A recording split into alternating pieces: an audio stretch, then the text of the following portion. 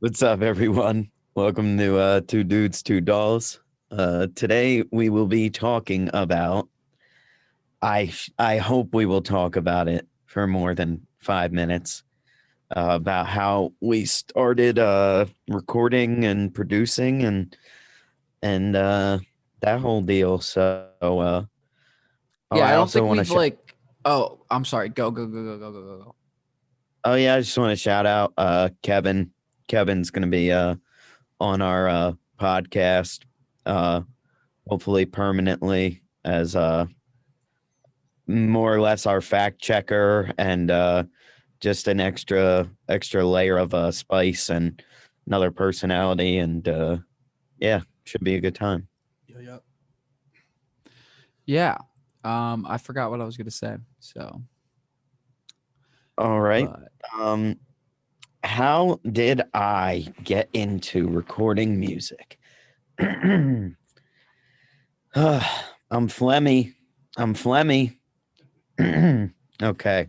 you got a Lacroix next to you? No, I got some water, but That's fucking lame. yeah, it is. It sucks. I'm going through withdrawal. I think you are. That's why you're Yeah, so phlegmy. I haven't been myself What are since you? What are you trying to kick the Croix? Because it no, has beetle shells in it. no. Mhm. I don't. I don't even want to know. I don't even want Kevin to fact check that. Even Yeah, if I he won't. did, I don't care. Yeah, we vape, dude. Like, what do you give a shit about? That ain't even the worst thing. Yeah. Um, how did I get into recording music? Um, I think it was mostly it started out like very, very irresponsibly. Just spending money that I probably didn't have um in hopes to record my own music one day. I mean, my whole thought process was that because like you got to think, man, like in the Space Cadets days, like I either had to wait for Matt to learn my guitar part so that I could write the drums to it, or I would literally get like a looper pedal and loop a guitar part and then play drums to it.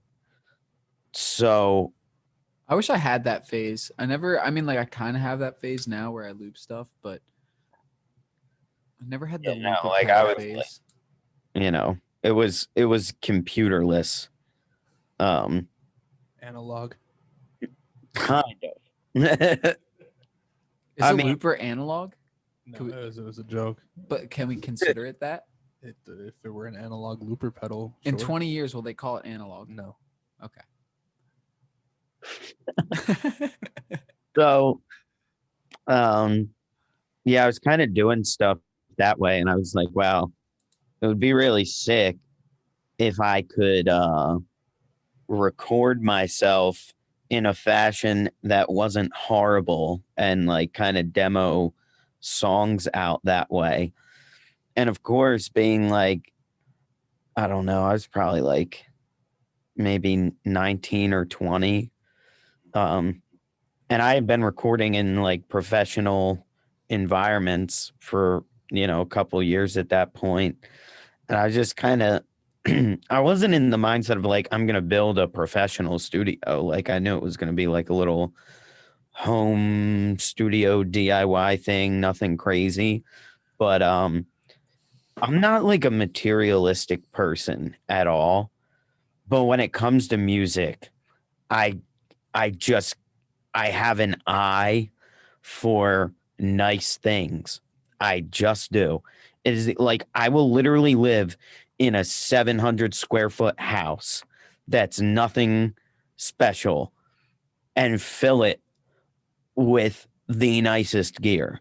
Like that's my mom literally will make fun of me.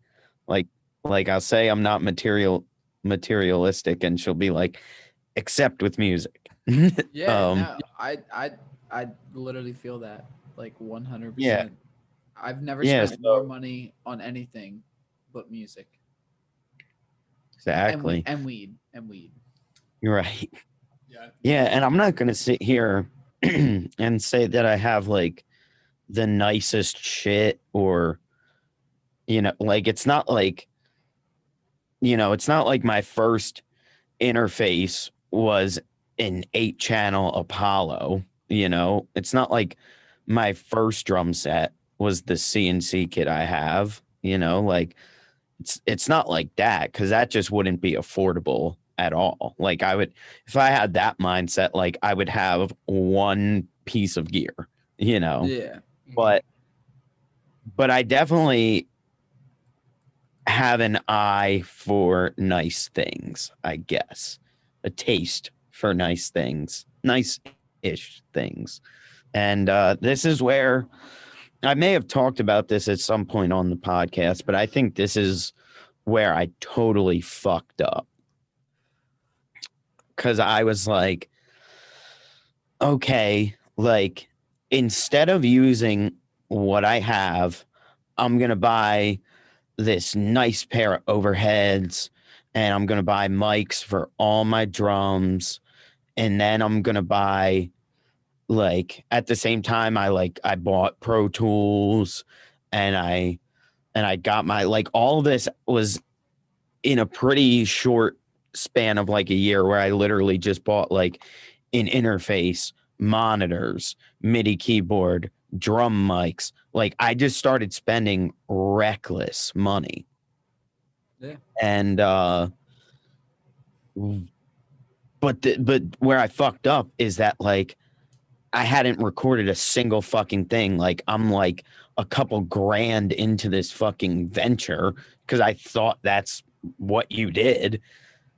And only only to find out that I'm a fucking idiot and I should have just been using like the 1 or 2 shitty dynamic vocal microphones that I had at my disposal by a really, I mean, not that my first interface was anything special, but like I literally could have just got like a really, really cheap 2-channel interface because before I decided to do this, I only really had 2 shitty dynamic mics. So it's not like I needed 8 channels because I should have did that, open up GarageBand and learn how to fucking record things, like to get sound in my computer and fuck with it. Instead, I spent a fuckload of money, bought some like decent stuff and bought Pro Tools. And because I had a major problem with drinking alcohol, partying, smoking weed, like, and on top of that, like the band thing was kind of my life. Like it just sat, like it sat for longer than I really care to think about. I remember I didn't even know you had it. Yeah. You were like, I remember when you first started recording, you were like, yeah, I use Pro Tools. I was like, oh, you brought Pro Tools and all that shit? And like, I saw the stuff you had and you were like, no, well, yeah, but like 3 years ago. I was like, wait, what? I was like, I was jealous and a little like pissed off at you because I was like, are you fucking kidding me? You've had a whole like studio set up down here and you haven't touched it. Like you've like obviously you've messed around, done some demos at that point, but like, I was Yeah, like barely. yeah, I was like, you piece of shit. I remember you told me you were like, yeah, I think you did like your first EP's demos on that, and then I was just like, I think that's like basically what you did, and I was like, you Not really, bro. Like everything for Space Cadets was done like super organically. It was like me and Matt would get together and work the tunes out. Like I didn't demo shit out. I did fucking voice memos on my iPhone. Yeah. And then I like still do that. yeah, for sure. Like for what would have been the next Space Cadets release, like that's when I was starting to actually use like GarageBand with the stuff that I had. And then I was like, eventually I just made the decision to like commit and get into it. But it was ridiculous because like I was starting gear wise so far ahead of the game terms of knowledge, it was like, it was as if I bought, like, I guess the analogy I would think of is if like my first guitar was like an American Standard Telecaster. You know what I mean? Yeah. Like that's what it was like. So were your first recordings, was that with the second Space Cadets EP? It was like you started doing demos? Is that when you said you were doing it, or was it after that? No, like after the one with Luke and no drums, Oh, I okay, started okay. I started I think you first start because we were in your room. Yeah, actually you're right, because that tune Balcony on that EP, like all that like weird fucking like MIDI drum shit, like that's when I started. Yeah. Okay, Like gotcha. right Yeah. around that time. So like I remember sitting in your bedroom and you were like, this is exactly the whole moment. He was like, yeah, I wanted to, like, I remember you were like, I want to start using this shit. I was like, oh yeah. And I saw all the gear you had. I was like, start using this? I was like, you haven't used this. And you're like, nah. I was like, how long? And you're like, maybe a year at that point, maybe 2 years at that point. You said you had it. I was like, literally there was dust on it. I remember there was dust on it when you literally went to go use it. Yeah, And bro. and then I was making beats on FL, and then you were like, yo, I showed you something, and you're like, can you add some drums to it? And I was like, yeah, hold on, I'm working on this. And then I took my headphones off, and then you had it all set up, and I was like, oh hell yeah, word, that's dope. And then the next day we went and recorded everything at Jack's. But yeah, that was like what happened was like I remember you opening up. I think you had Pro Tools then. I had Pro Tools first, the free thing. Oh yeah. I remember that because I remember you were using Pro Tools. You weren't using GarageBand when you did that. And I remember that was like the thing that I was like, I remember that was the first thing I started shitting on Pro Tools for, because you were like, how do I get to MIDI? And it took you and me like 10 minutes to find where MIDI was. And I was like, nah, no, fuck Pro Tools. Yeah, MIDI's a pain in the ass in Pro Tools. And every person I talk to is like, well, there's one key command. It's like, well, then when you're first opening it up, it's not. Yeah, it's not. when you sit here and tell people this is the recording program you need to use, and you're looking for, like, say you're like me, right? And you're trying to make a beat, and what you use is MIDI. That's how you make beats, right? The whole process is MIDI or audio. And you go and try to make a beat, and it takes you 15 minutes. You're gonna not want to use that product. So I'm not shitting on Pro Tools. I'm just saying that's when I learned the difference between like what I was using my DAW for. Like that was like my first noticing, like, oh, these are just two different things. Like these are two different like whole paths of music. And like, but yeah, I started shitting on Pro Tools that day. I was like, fuck Pro Tools. Yeah, I mean, there's a learning Pro Tools is great though. for sure. Pro Tools is great. Yeah, You there's can't a diss it. learning curve, and it's like really weird and foreign at first. Even for me, who had been around it for some time, it was still like when I got it, I still was like, I have no fucking idea what I'm doing. But eventually, I figured it out. Yeah, I always wish that I had started sooner and just I don't know, like started sooner and just used what I had. I know I've said this on the podcast before, but I think that's what it's all about. But like I have been roasting myself for a decent period of time. And what I will say is more so like number one, like I didn't buy my gear balling on mommy and daddy's money. No. Like I worked and I bought the shit, but I wasn't like it was like, irresponsible kind of purchasing with my own money. But also like at the same time, I think it was really just like blindly like hopeful.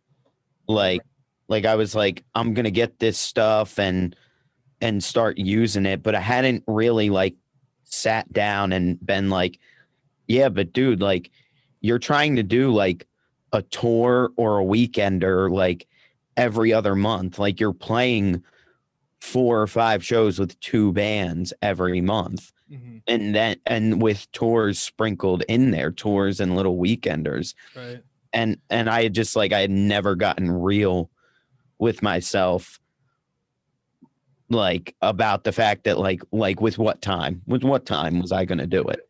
Right. But then, once I ended up with a lot more time on my hands, and like I still like that still wasn't when I started hitting it, like, because then I went through a like, nah, maybe music's not for me phase. And then when I finally came out of that and I was like, no, music is for me, and I'm going to learn how to use this shit, because I have some songs that need to get documented in some way. I started to get serious and like learn how to do it. And like, obviously I've talked about Jack endlessly on this podcast, but like that at first it was pretty much just like me calling or texting Jack, like, yo, how do I do this? And then I would like try to do something, and then he'd come over and he would like show me something really simple and blow my mind. And like I just started getting like these little like pieces of information from Jack and random people on the internet, and started to like figure out what I was doing. And then, you know, Lucia had, I don't know, I may have contacted her. I may have just told her like, hey, if you want to like come record some songs, like, I don't really know what the fuck I'm doing, so it'll be cheap, like I'm just trying to get better and work with someone that isn't myself. And then she came and we did a song of hers called Blur. And then I was doing like more of my own demos and starting to get a feel for it. And then she was like, hey, I have a band and some tunes that are like more or less full band arrangement. And I was like, yeah, like, let's do it. Cause at that point I like started to feel like I not like, I still don't know what the fuck I'm doing, but I was like, if you guys come to record something at my house, like, I'm not going to embarrass myself, Right. So I just kind of went from there. And you know it's been a journey, man. But when I look at like that first ornamental LP, like the mixes that I'm doing in like 1 to 2 days for my project right now are probably better than the mix I spent forever on, like with that whole LP. So, I agree. no, But I like, also think yeah, that that whole LP was like, I remember the first time I heard it and you showed me it. I was kind of like, damn. I was like, fuck. What have I been doing? Like, I literally was like, holy fucking shit. Like, I was surprised. I was actually surprised because the mix was like really done well. And I thought the vocals were really nice. it's not bad. Yeah, I mean, she's got a great voice, and like I bought a 7B, and that thing, like her and the That 7 does the work. just did all the work. Um, but yeah, like I wasn't even saying that I think that record sounds bad. Like, there's a million things I would do differently, but I think about records that I like, and there's certain records that I like that literally sound like you could probably do a better job on an iPhone, like if the person recording that record onto an iPhone knew what they were doing. Like, Right. and I think about that, and like there's specific records I like that sound like pure dog shit, but Yeah. I love them.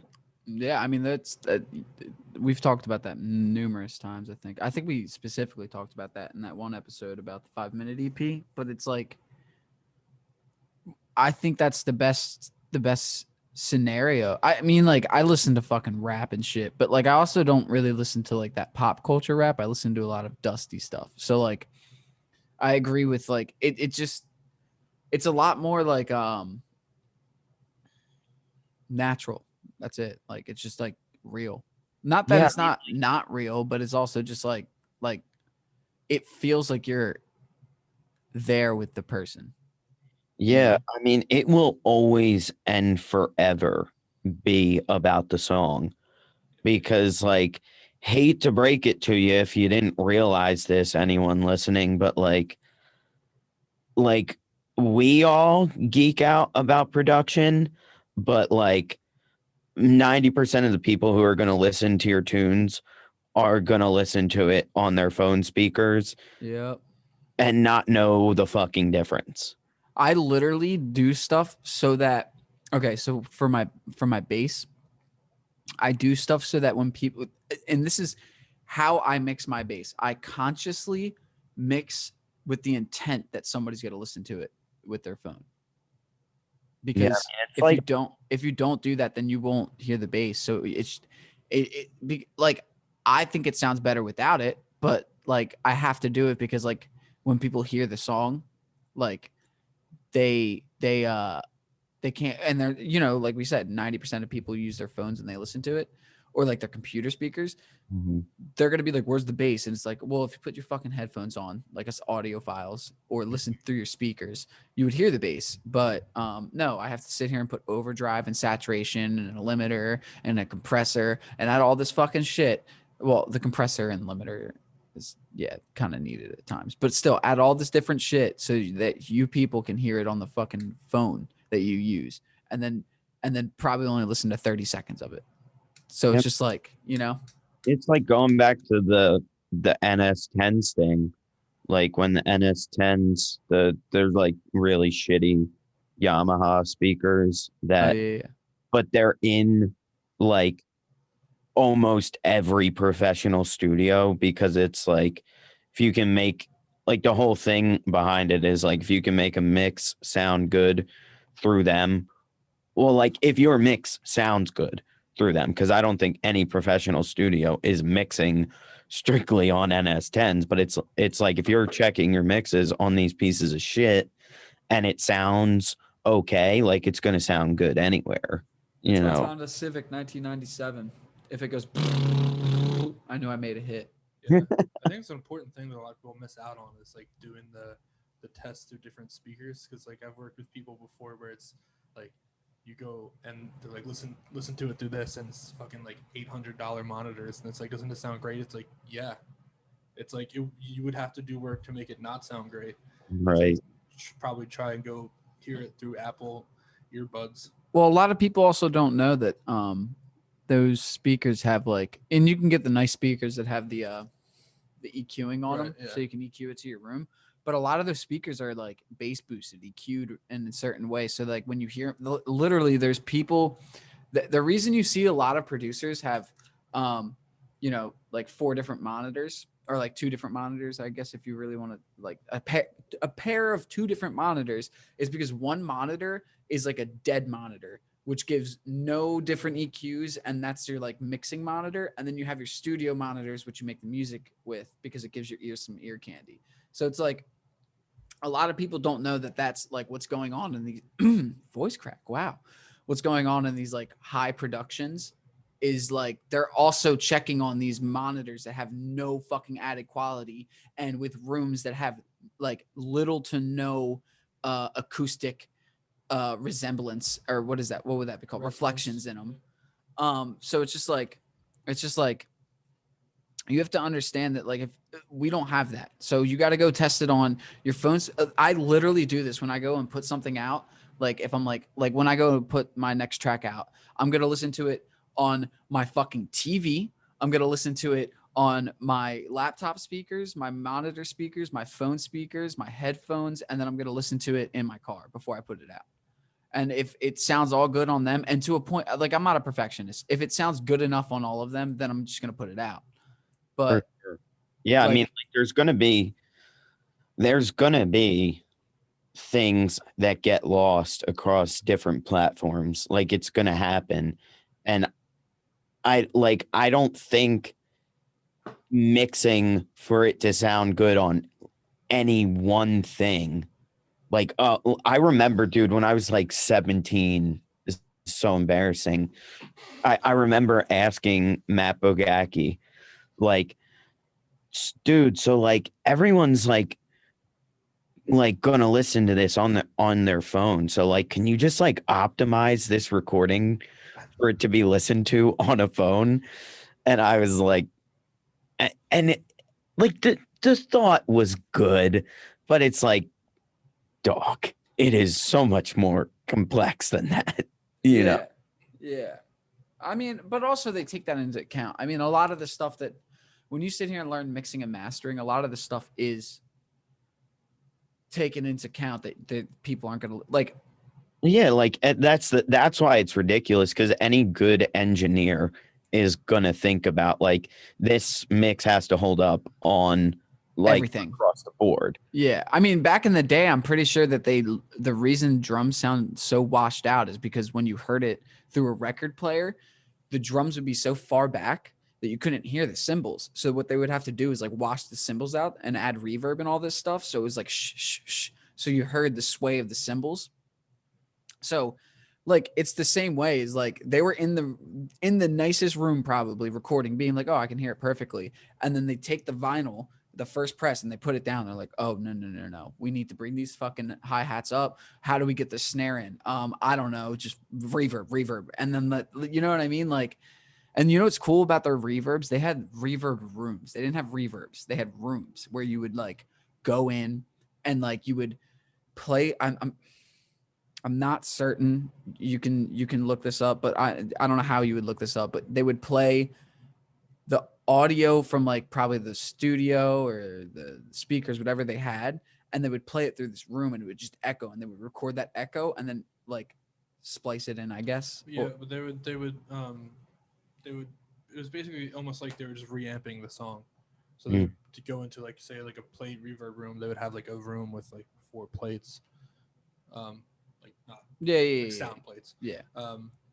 Cool looking things. Yeah, so they would basically just blast the song in there, and then they would just mix in the reverb. Yeah, that's cool. That's actually really, that's how sends and outs. Okay, that's cool.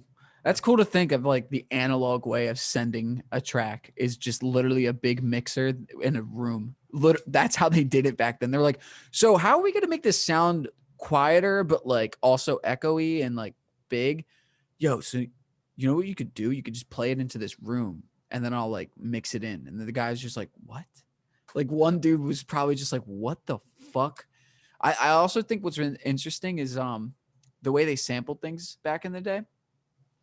There's this really cool thing I saw. And it was like this video of them sampling for the CS something. It was like the first like digital computer sampler thingy. And they would like I think like on each key or something like that, it was like a recorder, right? And they would like record something on each key. So if it was like a snap, they would record the snap, or if it was like a clap, they would record the clap, and that'd be on the. It was a really cool way. That's like how sampling started. Yeah, I'm looking it up. The EMS Musis was the first one, and then there was the Synclavier. Yeah, that's the one I'm thinking of. Yeah, and then the Fairlight CMI. So the Clavier like was this computer looking thing, and then it had like a MIDI, MIDI's old as fuck. Yeah. Like old. I did not know how old. Like old. Like I think that was like that's where MIDI came from, was like that situation of like we need to figure out how to hook this up. But 1983 MIDI 2.0 guys is coming out. MIDI 2.0. I'm excited for that. I'm wondering what that's gonna bring. But oh yeah, Luke, how'd you get into it? Run that a little bit. Okay, so when I was 11, I had FL Studio, and I made this song, very dark song, that if it was this time I'd probably be sent to the principal or to the policeman, because it was school shootery in a sense, I would say. It was dark. It was like this really long, like very dark song, and at the very end, it's like a gunshot, and it was like, yeah, dude. Yeah, it was. I just know when you were 11, you're like, dude, It's this on my shit's Facebook good. still. I'll Oh find my it. I'll find it. I wouldn't have said that. But it was. Oh, I don't give a shit. I love embarrassing myself. That's like the best because it's just like I don't get embarrassed by my younger self. I think it's cute and adorable. That like I was like that sad about. Dude, I was so sad about nothing. Yeah. Nothing. And it's so adorable to think that I was just sad because I watched My Chemical Romance music videos. You know what I mean? Like I saw Gerard Way once and I was like, yeah, I'm gonna do that. But so then like, you know, after a couple of years I was in bands and stuff. And then like I had this one falling out with a band and it was a pretty bad falling out. Like they robbed me. They literally stole my drum kit and sold it back to the guy who sold it to us.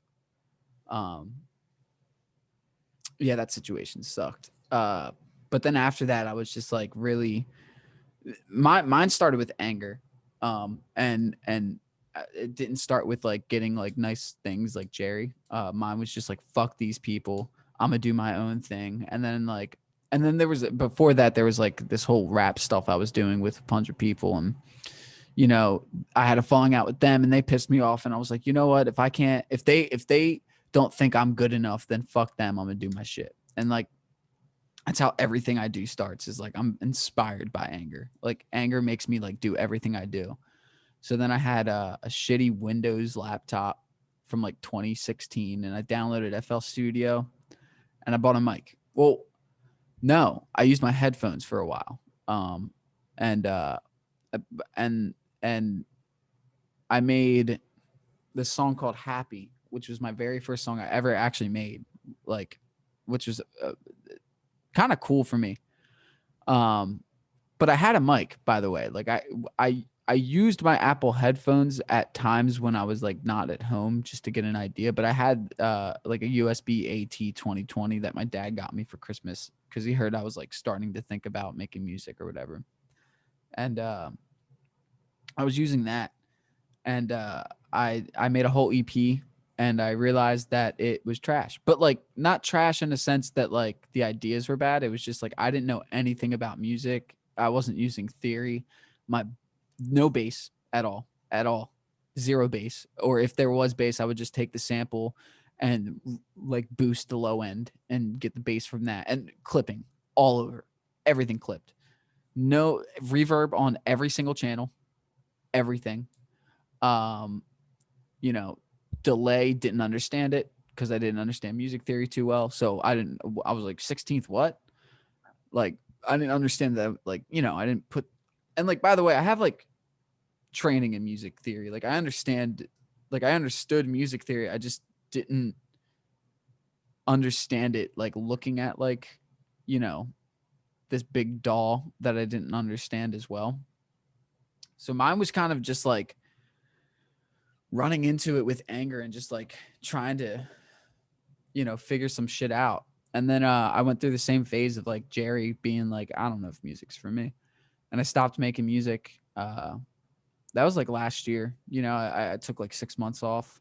I mean, I was making stuff, but it wasn't like it wasn't like stuff that like I enjoyed. And by the way, like I'm it's like recent 2 years I've been like really recording, I think, right? Like Yeah, 3 years, probably 2.5, 3 years. 2.5, 3 years. So like I'm like really new to it, and it's difficult to like, and this is like what caused my frustration with music is that it's difficult to learn not knowing anything like about like what makes a song good, and like trying to inspire myself but not not knowing how to like Kevin knows this for a fact. We were in like a band with each other for like 2 months with Inhale, and this is how I would explain things. I'm gonna give you a short example. So Kevin's playing the chord progression. It's like da da da da da da. Right? I'm doing it right now, literally right now. That's how I would do it. So I'm like, instead of going dun dun dun dun dun, how about you go dun dun dun dun dun dun dun, and then like Like, I don't know how I don't know how to like be like, or I'd be like, another one would be like, yo, do an arpeggio there. Cause I just learned what an arpeggio was, which is like, you know, whatever. And I'd be like, do an arpeggio there. And they're like, what? I'm like, yeah, arpeggiate it like right there. And they're like, what are you fucking talking about? Like, and I'm just using like, so I didn't really know much. I didn't, my bands, you know, would ridicule me that I was in. So, you know, I was always treated like the nincompoop, the dummy. So like when I would try to figure stuff out, they would just be like, no. You're the dumb guy. You can't learn this. You're the drummer. You're the singer. This doesn't include you. So, so yeah, I don't really like learn much when I was in bands and doing like I was in toxic bands, you know, bands that failed, every one of them. And so when I got to it, I was learning that I knew nothing about music and it really affected me. So I stopped making music for a bit. Instead of learning it, just like Jerry, I was just like, I mean, you might have been on a different kick, but I was more so just like, I'm just living a pipe dream. It's not for me. Like nobody makes money off of music. And I, you know, just thinking about like life, I'm like getting into this coming of age type of like age group of like 20 fucking 3, no, 24, like 25. I'm just thinking about my life and I'm like, what the fuck am I going to do? So, you know, going through that. And then eventually I just like, I don't know, like it was right. It was I would say it was like right when COVID hit, actually, which is like everybody. But then it just like kicked me in my ass, and I was like, I am going. Like I was very fearful of COVID. I'm still kind of fearful, not as much, but I was very fearful of COVID, and I was like, I'm gonna die. And like the only thing I've put out is that EP, which is trash, and I don't want to be known as this person who just talked a lot. You know what I mean? Like I want to do. So I started getting piano lessons on this website, which I do not recommend anybody using. It's Musically, no, not Musically. It's like some piano thing. But basically, don't get piano lessons from an app. It doesn't work. You need somebody to tell you that you suck. Like my piano teacher right now will just be like, no, do that again. So like, but like I started getting piano lessons. I started taking it more serious. I started realizing that like I was like, I need to do something different with my music. And so I guess what is it? A year now we've been in COVID. So the last year has like been like my most monumental like music creation year. I'm at a point where I'm like okay with what I'm doing and I'm like figuring things out. But I'm not trying to stress myself. You know what I mean? Like I'm at a point where like I can produce something every day and put it out, but I'm not trying to also like overwhelm myself to a point where I don't want to make music anymore because I think I'm not good enough to make it. Um, and a recent trick is like I kind of I don't know. Do you listen to music still, Jerry? Like a lot? No, not really. Yeah, me neither. I think it's actually like beneficial. Yeah, I can't tell if it helps or hurts. I think there's merits to There's times I know I need to listen to music. You know what I mean? yeah, like there's definitely merits to doing a lot of listening. And there's like I don't know, I've gone through phases where it's like I was listening to stuff that was very far out of the type of music that I make. So it was really it would be like really inspiring. Like how can I bring this type of thing into my world? And then like sometimes I'm just like I'm only listening to the kind of shit that I would make. And it's like then I'll grab a guitar and then I'll be like, that's literally a lick from this record that I've been listening to. Yeah. I listen to like podcasts heavy now. I just think like I was listening to a lot of music for a while, like trying to be inspired and shit. But it was like affecting me.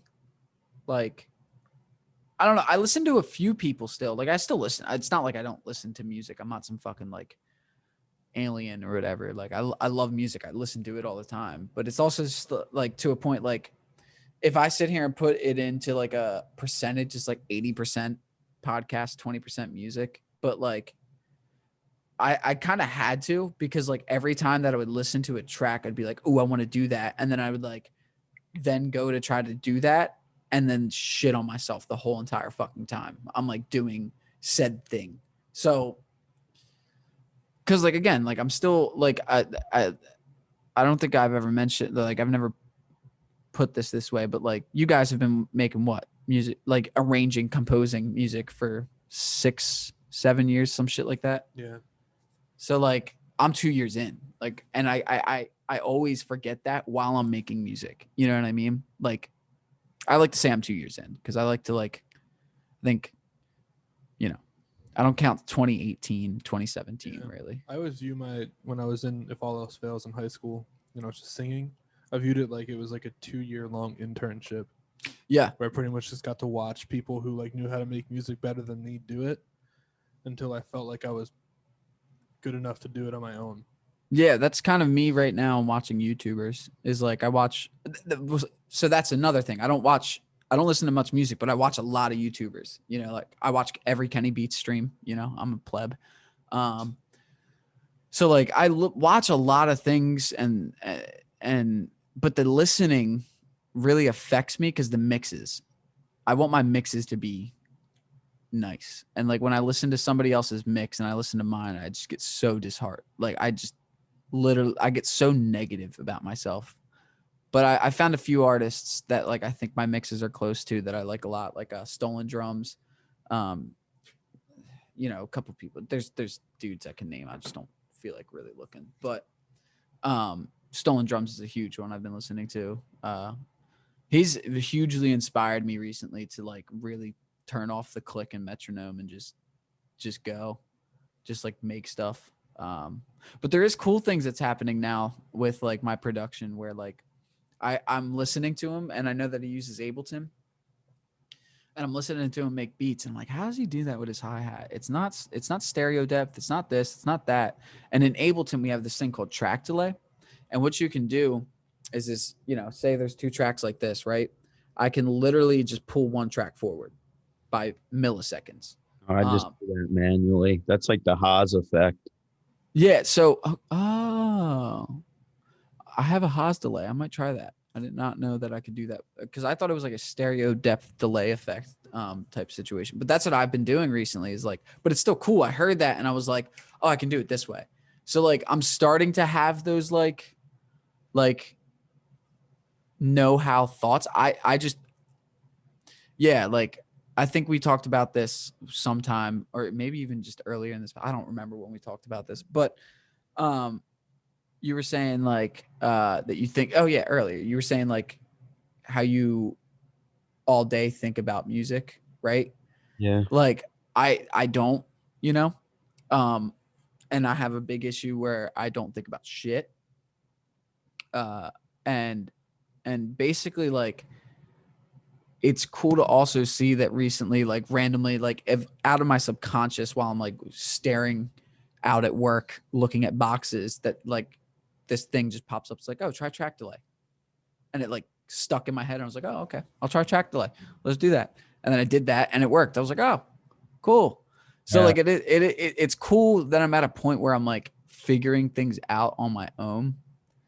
But yeah, no, I basically started shittily, but I did have the same phase as you in between that depression. It was weird. I was depressed about not making music, but then I literally bought an Ableton Push, a launch pad, a brand new Mac to make music, like a bunch of shit. I spent like $3,000 during that time getting better music equipment. And that made me realize that I think that's what made me realize I was like, oh, like this shit isn't going away. Like, even if I try to like not do it, I'm lying to myself right now. Like I'm literally lying to myself saying, I don't think I'm a musician. Like even though I didn't have the same coming up as many musicians that like had like, you know, my family didn't think of music as like a thing, as a hobby. As like my family was sports oriented. Like you're gonna play baseball, you're gonna play football, you're gonna wrestle. Like that was like what they wanted out of us. And I'm not my dad. My mom was more so like my mom. I was when I was a young boy. Everybody, I did tap dancing. Um, Yeah. my mom made me a tap dancer, and I don't hate her for it because I think the internal rhythm I have is because of that. Like everything that I rhythmatically do is, I mean, because all tap dancing is rhythm. You're literally drumming with your feet, and it's a lot harder than drumming because you're like listen, I was good. I was fucking good. Yeah. Yeah, I was good. I was in like the advanced like kids like I was dancing with teens when I was like 5. Like, I was good. I had to take figure skating lessons. That's well, yeah, you had to for hockey. You don't have to. Oh, really? No. Well, that's smart. It's the same thing as the parents that put their kids in ballet for football. Yeah. It actually makes sense. When I did Yeah. because I did tap dancing and like you not that you do ballet, but you learn ballet moves and stuff like it's footwork. Yeah. yeah, it's like it's involved, right? And I played football and I don't know. For some reason, I was good as a linebacker because I was quick. I can get to the guy, and it's not it's not big men charging you. It's like one kid who probably has an extra 20 pounds on you or something like that. Fat kids or something. Like so. But like the thing is I was only like, I don't know when I was playing football. I was probably like 70, 60 pounds. You know what I mean? Like I was young, but I was a linebacker going against kids who were probably like 80, 90 pounds, something like that, bigger than me, just frontline type shit. Like, cause we would, do the, I don't know much about The football. Oklahoma drills. I don't know, dude. Look, I didn't like football. I hated it. But my dad made me play it and I liked football weirdly, but I also hated football. Like I think the reason I don't watch football is because of my childhood, but basically what I'm saying is like literally the footwork. I was quick. Like I could just jolt at people and stuff. And I was good at baseball. Like I was really fast on the bat or fast on the bases, but I couldn't bat or shit. So they would just use me as a Pinch runner. no, as a bag, as a fucking hitting bag. So I would stand up there when they knew they had a bad pitcher. And I would just sit there, just lean in. Yep.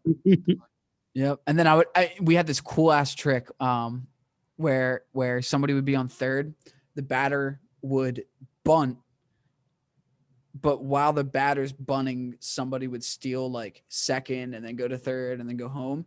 And I was always the one to get to run that play because I was so fucking fast. So I would just go boom, boom, boom. And the kids are like, wait, what?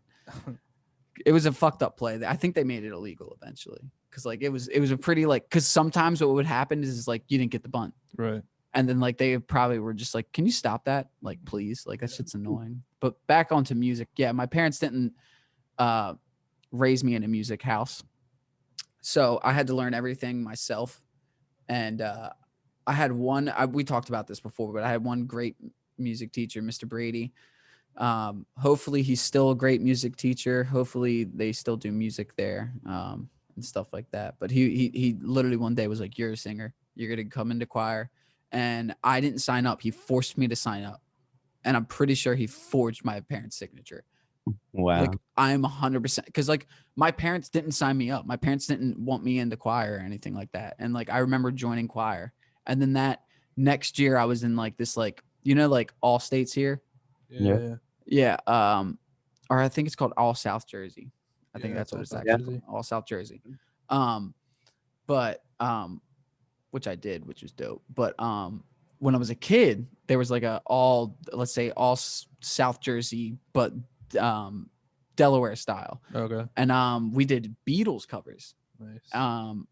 And yeah, that like literally was like my first experience of like realizing I had a good voice. And realizing that I wasn't dumb because I learned like Latin and stuff like that. Like I was like 4th grade, maybe learning like Latin and shit. And it was cool. But that was like my only music experience. And then I had a shitty trumpet teacher who made me want to quit music for the rest of my life.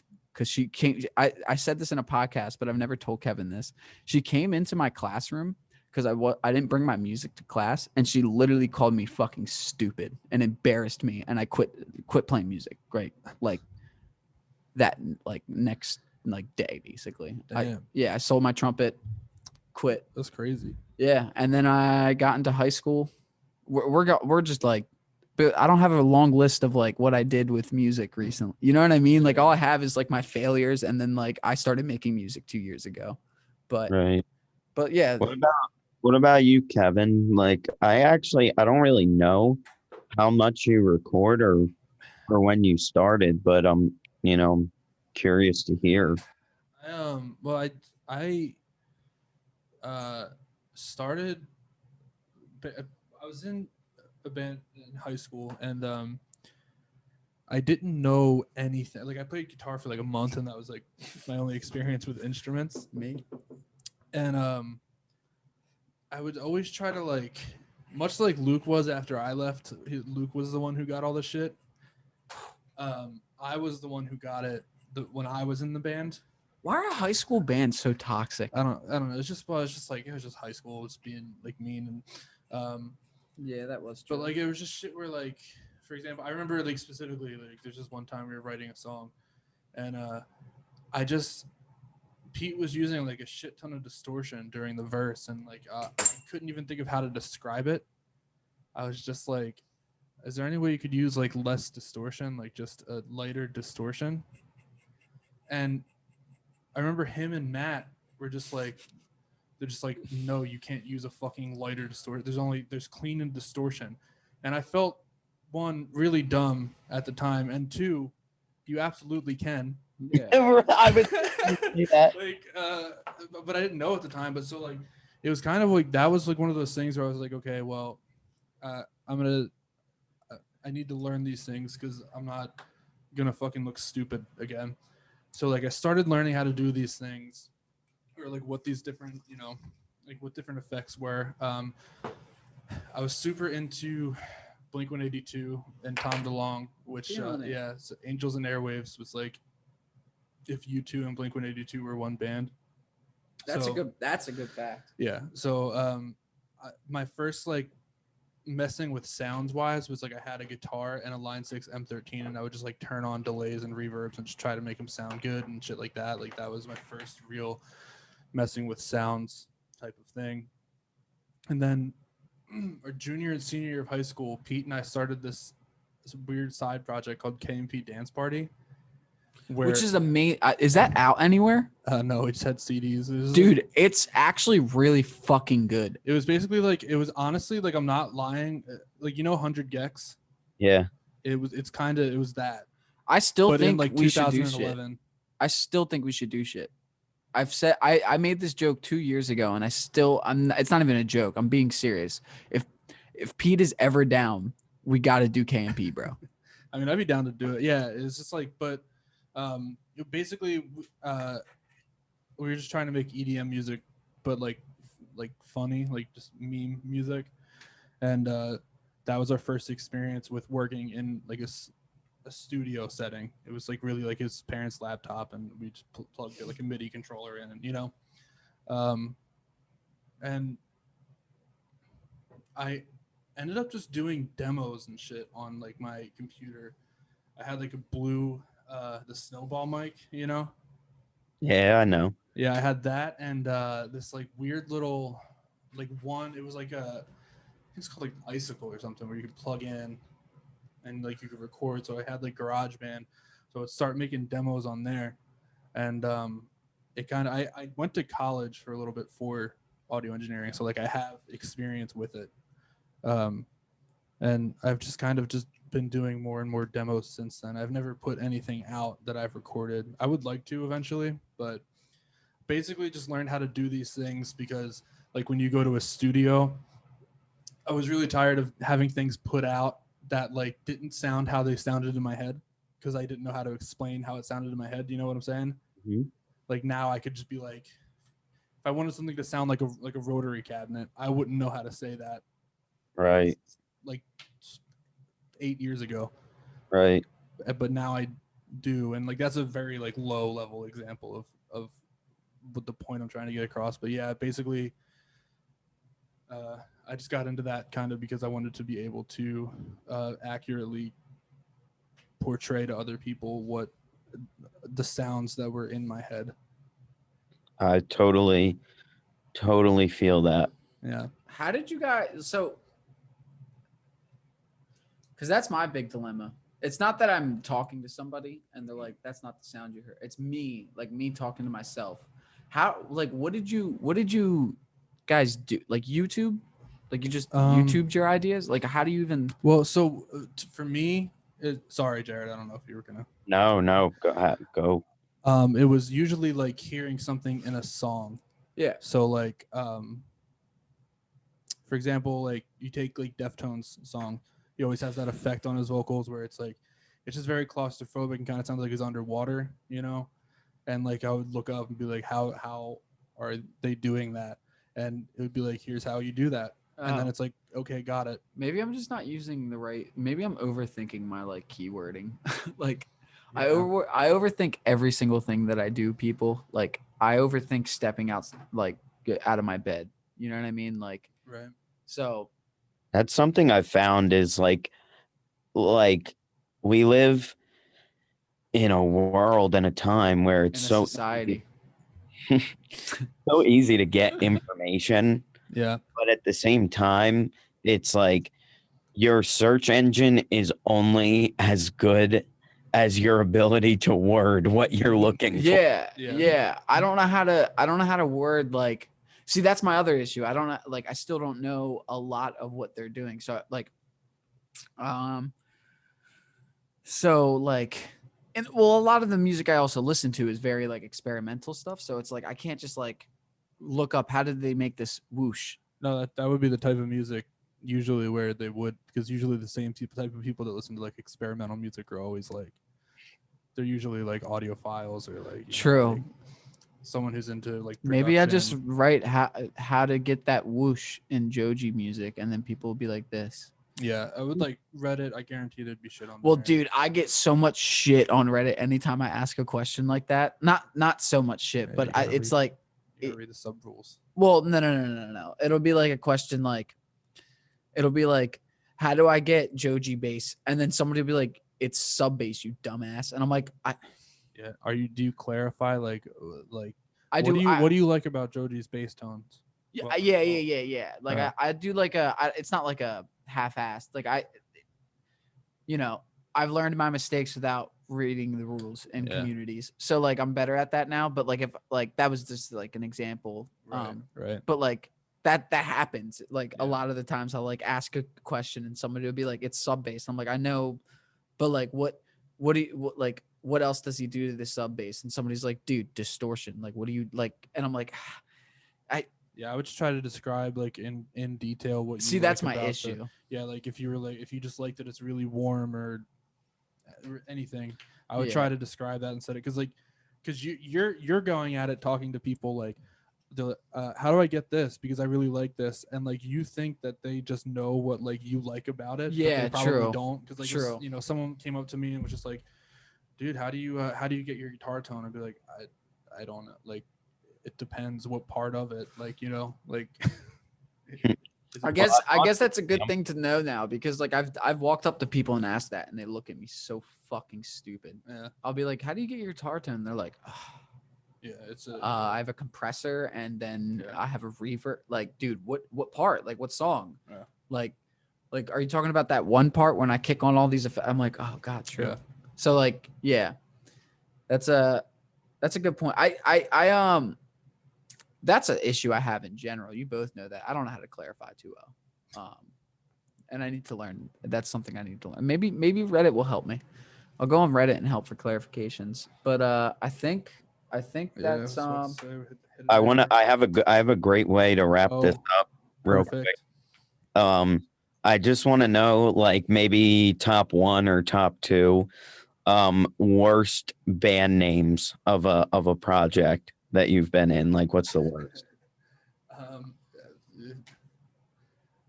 I got okay. So Inhale, but like let me explain this one. This one has an explanation. Not Inhale. Not like no. So I don't even know how to say this without it being like, so you know how people usually have a leader that they praise? Yeah. They hail to them. That's like what the term would be.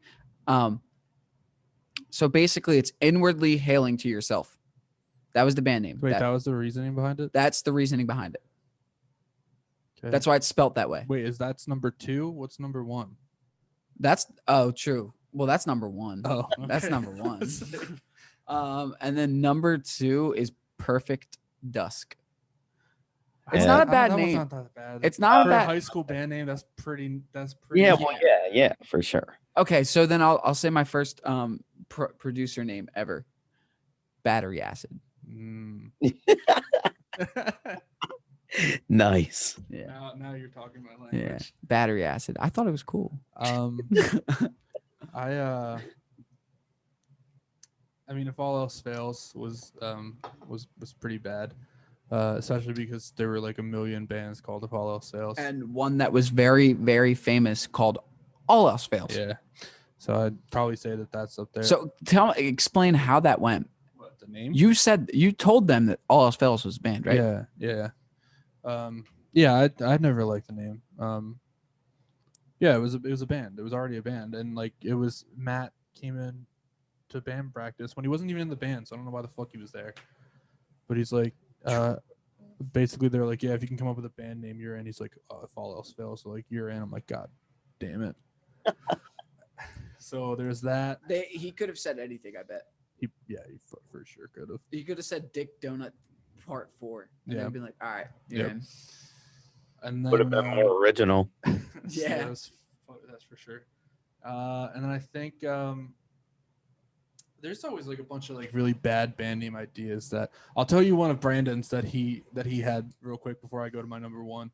But he used to when we were trying to figure out a name before we switched from our first name to Old City Revival, which is a fucking dumb name in and of itself. He was set on Suntide, Suntide. He's like, I had this like really cool idea for a band name. I was like, oh, word. I was like, hit me with it. He's like, Suntide. I was like, I literally like thought it was a fucking joke. I was like, what? He's like, Suntide. I'm like, what does that even mean? He's like, I don't know. I just made it up. I'm like, yeah. I'm like, don't. I mean, it's if he fucking got terrible, dude. I was like, don't. And like, he's still to this day, he's like, dude, what about Suntide? Like, if he gets rid of the D, would Suntide be better? no, none of it would be good. Yeah. It was just bad. But my number 1 is Acadia on the Horizon. We came up with it in like definitely like a Warped Tour type of name, but like, Bring Me the Horizon. But I came up with that. And it was just so bad because like people would like, you would say the name, they're just like, oh, wait, what was it? And you just have to keep re-saying it, and it's just like, bro, this fucking sucks. So yeah, If All Else Fails and Acadia on the Horizon. Jerry, you. Oh God, I've got there's 3 or 4 really bad ones. Perfect. I'm trying to think of an order. I don't think there's really any order, but I'll go in this one. So all right, have you all ever heard? This is like when we were younger. I think he was kind of like a young up and coming pop star that never really amounted to anything. But there was this kid, Grayson Chance. Anyone ever heard of him? Maybe in like the back of my mind, but yeah, like middle school type shit. Yeah. Now, I had never heard of this kid either. Like I literally listened to like Bullet for My Valentine. So I had like, this kid was not on my radar. And I only tell this whole story because I was making music with a kid for a hot second, and the name that I came up with was Grace and Chance. Like terrible. Like so bad. Like a Foo Fighters album. Sounds like Foo Fighters naming. Yeah. Like unbelievably bad. But not only that, like our catalog was essentially like Tux guitar, like metalcore. Oh my god. Because What like the fuck is that? it was like a MIDI like tablature kind of program. It was like it was Fuck like yeah. Great Value Guitar Pro. Okay. And I made, oh my God, did I make so much music on Tux guitar? Like it was literally embedded in my soul doing like tablature drum notation. Like, I'm pretty sure like the number combinations, like I'm pretty sure like 46 was open hi-hats, like 51 was either like crash cymbal or like ride. Like this was like that was my shit. So anyway, yeah, like me and this kid, like I don't even think we ever played music in the same room together. Like we literally just made like Tux guitar metalcore and just sent shit back and forth. And And you were about collabing before anybody. Yeah. yeah, right. So yeah, and then I think we changed because Grayson to Chance was horrible. And then like people in my middle school were like, is that like Grayson Chance? I was like, huh, what, who, and what? And I was like, and then I was like, this can't go on.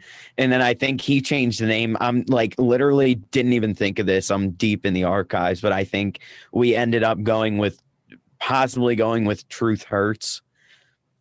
Nice. Just so bad. I think I've managed to pull out 4. So we got Truth Hurts, Grayson Chance. My first serious band ever. Now I did not name this, so like I don't have to feel bad about it.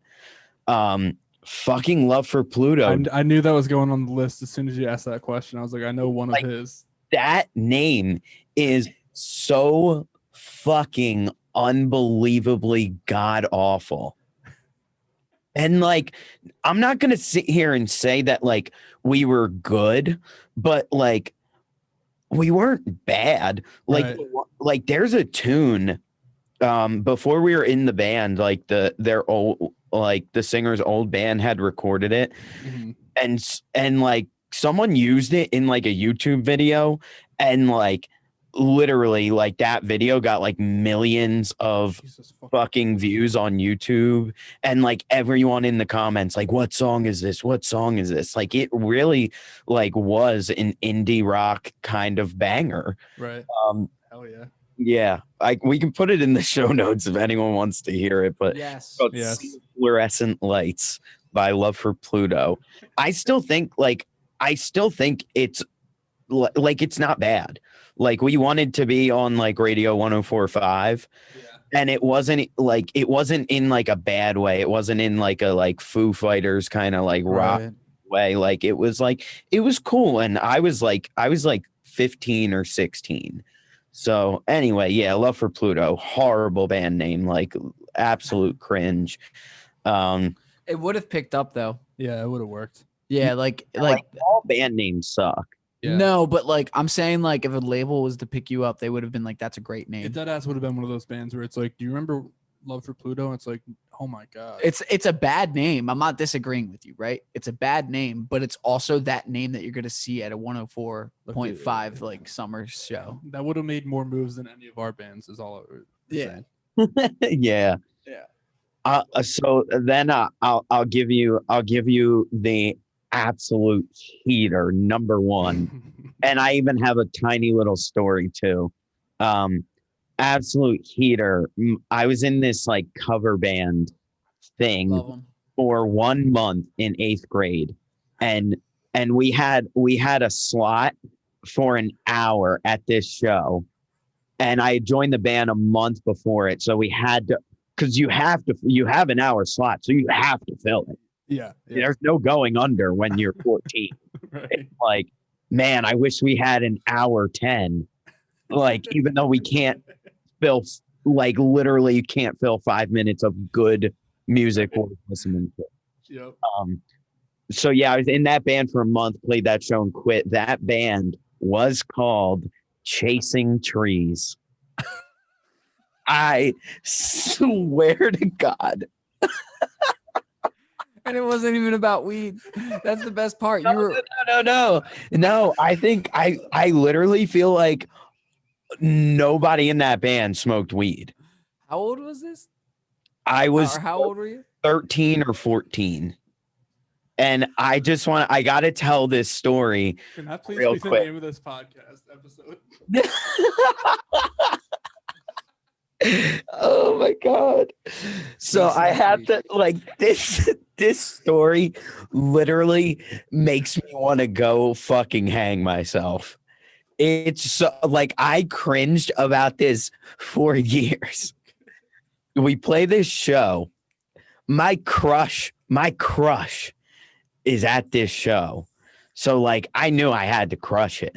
Mm-hmm. And frankly, I was the most redeeming quality in that band. Right. Like I was tight. Like I was literally eating these like drum songs up.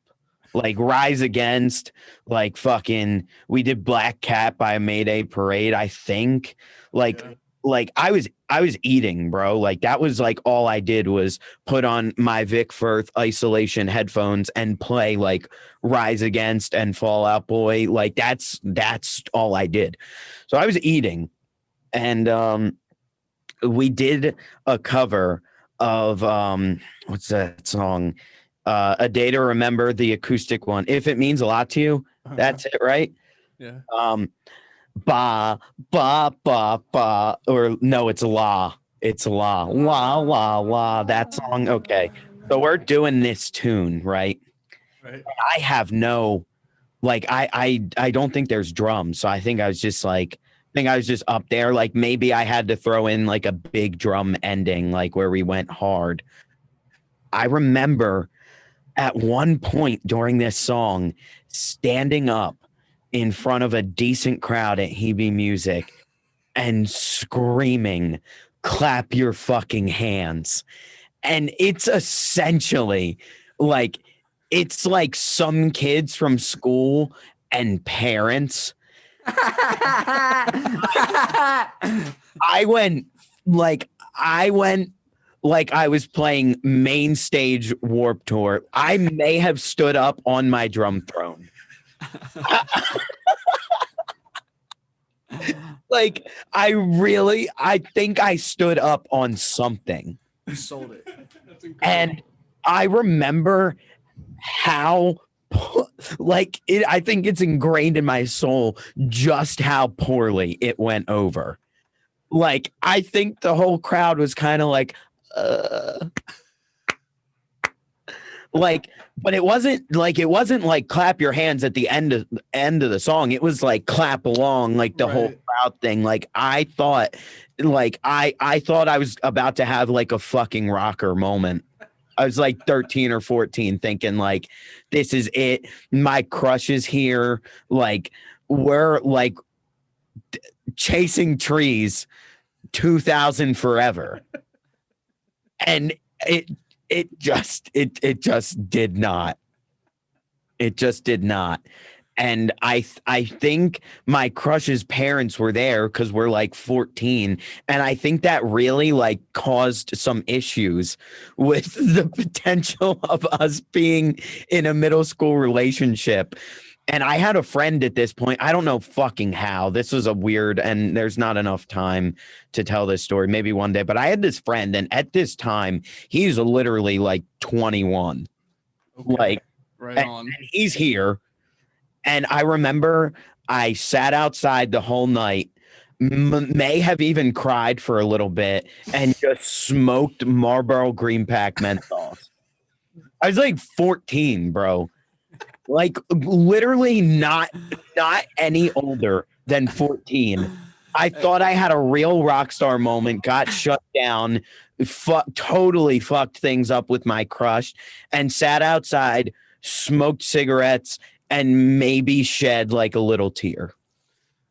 And that's how music starts. So, for any real rockers out there, That's quite the clap rocker your moment. fucking hands. Dude, it never. Here's my thing to end this. If you are in a room with a bunch of people who don't look like they're gonna clap,